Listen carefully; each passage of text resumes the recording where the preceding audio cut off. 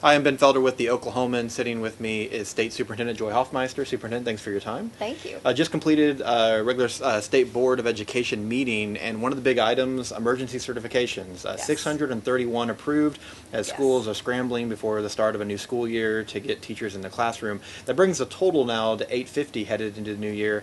You made the comment that August is actually the month that you see the most requests. So we could break a new record before school even starts for many schools. You refer to this as the new normal right now in Oklahoma.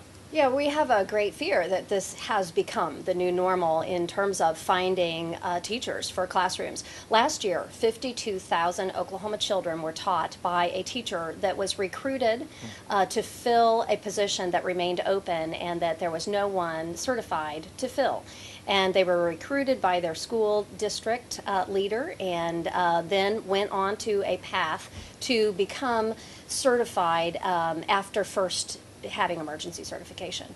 There were 1,160 of those last year, and it looks like in probably just 3 months we're going to pass that. Yeah, and when you look at the total teaching number, that represents about 3% of teachers. So on the surface, it may not seem like a large number.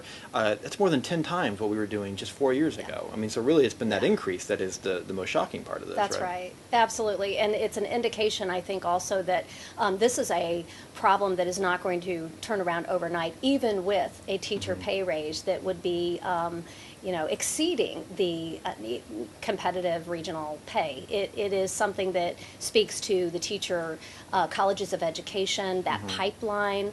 It also, I think, speaks to the need for teachers to have professional development support to know with confidence that they are able to meet the diverse needs of the children in today's classroom. Yeah. You know, teachers that are traditionally trained or certified, I mean, obviously they have some kind of mastery in the subject they're teaching. Yeah.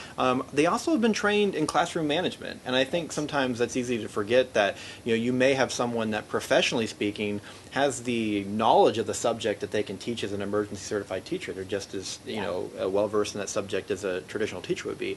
But it's a little bit different when you don't have that training in the classroom, right? That's right. And so what you see with emergency certified teachers are individuals who have a rich professional history, life experience, but not the practical experience often that comes with being a veteran teacher or someone who has just graduated from a school of education and is very well acquainted with the new academic standards and some of those practical areas of observation that come with identifying children that have special education needs, red flags, ways to use intervention to support that learner with great need.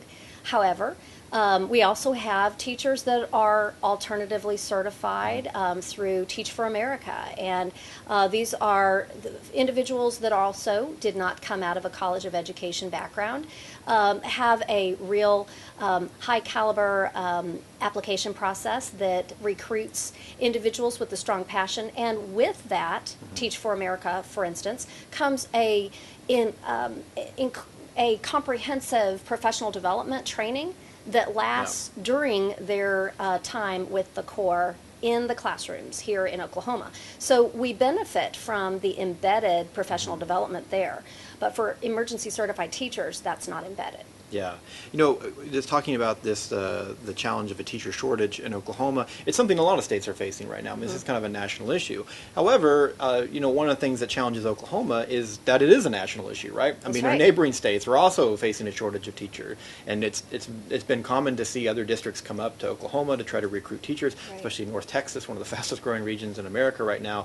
I mean, what is the key? And there's no magic bullet, it seems, but I mean, if this is going to be the new normal, what steps does the state need to take in terms of holding on to its own teachers, recruiting more people to go into the profession? Yeah. So it isn't going to be one thing. There isn't one single solution or a silver bullet.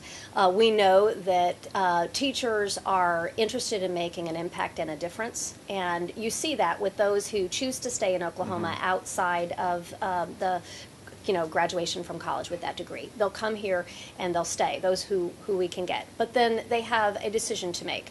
Once they begin a family, are they able to stay and take care of their family and meet the needs within their own home? to give to those in their classroom. And if they want to stay in the profession, then they may have to look at leaving the state. So we want to solve this in a number of ways. We also have baby boomers that are going to begin retiring at a record pace. And this, again, has to be addressed through multiple strategies. And we are doing that, but this is not going to turn around in 1 year. And I think helping the public appreciate the fact that for every year that we do not appropriately and adequately get ahead of this problem and invest, we are ultimately divesting from Oklahoma's future. Yeah. And finally, you just came off of a trip. You travel across the state regularly, but the Engage OK conference that was held in different spots, and had a chance to talk with a lot of teachers.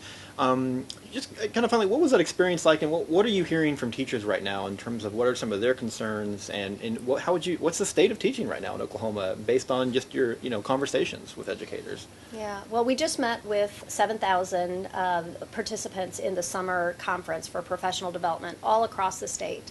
And what we heard from those teachers is, first of all, they are desperate to have high quality, meaningful professional development support, and we heard a lot of appreciation for the opportunity, and that they didn't have to travel somewhere to, or travel a shorter distance at least to attend that. But those are the kinds of dollars that are thinning, and we draw down federal dollars historically to assist with professional development of teachers, as well as state dollars. Those are diminishing, and in fact, in the federal budget for education, that has been zeroed out. And that is very alarming to a state like Oklahoma that doesn't have a strong budget in terms of professional development support at the state appropriated level. So this only intensifies the need to equip teachers, and right now it is, I think, also the need for the legislature to have consensus on finding a solution to have competitive teacher compensation. And teachers are feeling disrespected. They are feeling desperate, and they have initiative fatigue. There's a lot of changes that are occurring, and there is a ripple effect to those changes from brand new standards that were adopted and taught last year for the first time. And then the new assessments that just tested those, and results will be coming in the fall.